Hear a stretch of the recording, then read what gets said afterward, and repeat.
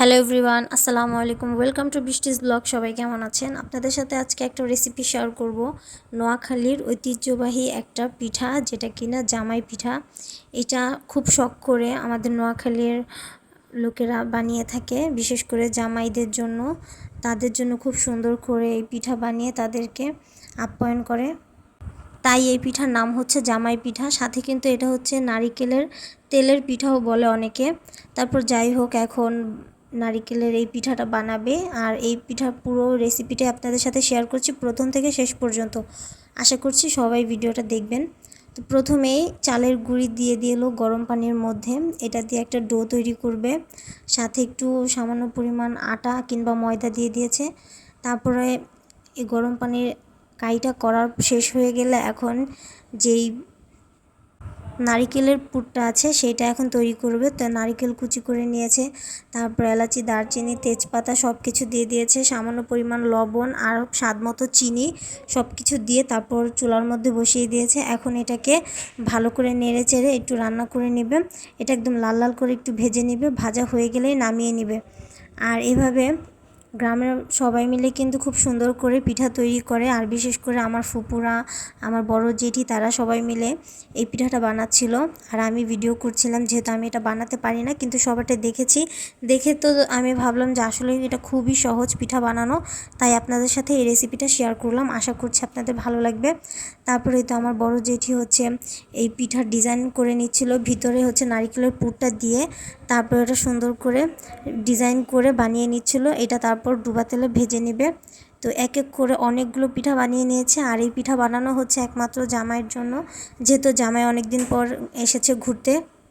এই তো সবাই হাতাহাতি করে পিঠাগুলো বানিয়ে নিচ্ছিল, আর খুব সুন্দর করে এক একটা ডিজাইন দিয়ে তারপরে সবাই বানাচ্ছিল, আর আমি সুন্দর করে ভিডিও করছিলাম।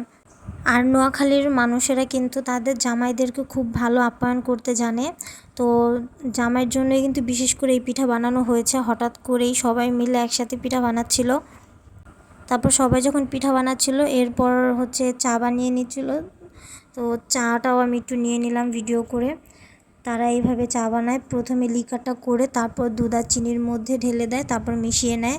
চা বানানো হয়ে গিয়েছে, এখন তেল গরম করবে, তাই কড়াইয়ের মধ্যে বেশি করে তেল দিয়ে দিয়েছে। এখন ডুবা তেলে এই পিঠাটা ভেজে নেবে এক এক করে। আর এক একটা ডিজাইন কত সুন্দর হয়েছে, খুব সুন্দর করে এক একজন বানিয়েছে।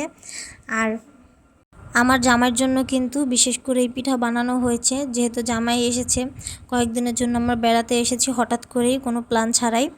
একটা দাওয়াত ছিল, সেই দাওয়াতে আমরা অংশগ্রহণ করেছি। তারপর হচ্ছে সবাই একসাথে এই গরম গরম পিঠা খেয়েছি, খুবই মজা হয়েছিল। ডুবা তেলে এই পিঠাগুলো এক এক করে সবগুলো ভেজে নিয়েছে, আর গরম গরম পিঠা ভেজেই কিন্তু আমার জামাইকে দিয়েছে খাওয়ার জন্য।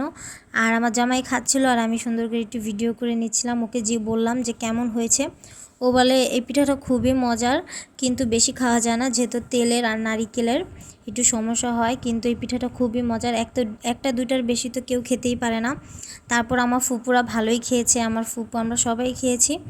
আর পিঠাটা খুবই মজা হয়েছে। পিঠার সাথে কিন্তু আইসক্রিমও খেয়েছি, ভ্যানিলা আইসক্রিম এনেছিল, সেইটাও খেয়েছি। তারপর হচ্ছে যে সবাই আস্তে আস্তে করে বানাচ্ছে, আমার বোন, আমার ফুপু, আমার জেঠি, সবাই মিলে খুব সুন্দর করে পিঠাগুলো বানিয়েছে। আর গরম গরম সবাই একসাথে বসে পিঠা খাবো, এটার মজাই আলাদা। ও হ্যাঁ, আর আমিও কিন্তু ২টা পিঠা বানিয়েছি। আমাকেও বলেছিল যে বানানোর জন্য, তা আমি ২টা পিঠা বানিয়েছিলাম, আমিও পেরেছি। খুবই সহজ। আমি প্রথমে ভেবেছিলাম যে পারবো না ডিজাইনটা করতে, কিন্তু না, পরে ভাবলাম যে একটু করে দেখি, তারপর দেখলাম যে না, করেছি, খুবই সুন্দর করে বানিয়েছি তাদের মতোই। তারপরে তো সবাই মিলে এখন একসাথে পিঠা খাবো, গরম গরম এই জামাই পিঠা বা নারিকেলের তেলের পিঠা। এটা খুবই মজার, যে ভিতরে একদম নারিকেলের পুর দিয়ে ভরা, আর খুবই মজার।